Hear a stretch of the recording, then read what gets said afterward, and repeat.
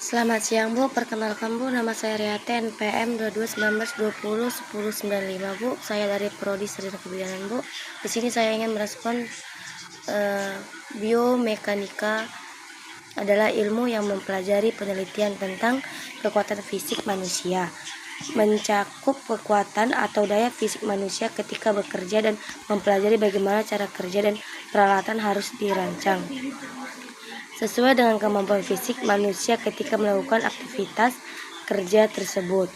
Hukum dasar biomekanika, hukum Newton pertama mengenai gerakan ide yang dinyatakan oleh hukum Newton pertama. Mengenai gerakan adalah sesuatu benda akan tetap dalam posisi istirahat atau berada di dalam keadaan gerakan yang sama, kecuali jika diberikan gaya yang dapat menghilangkan keseimbangan.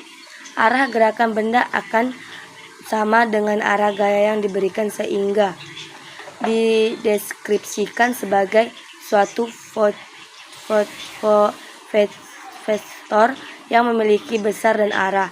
Ide ini mungkin dampak sederhana tetapi sangat penting jika kita melihat gaya-gaya yang melawan gerakan suatu benda. Hukum Newton kedua mengenai gerakan.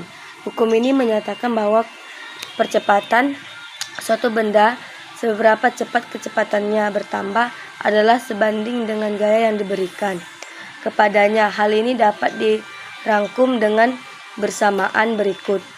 Gaya massa kali percepatan suatu gaya sebesar 1 Newton yang diberikan pada benda bermassa 1 kilo akan memberikan percepatan 1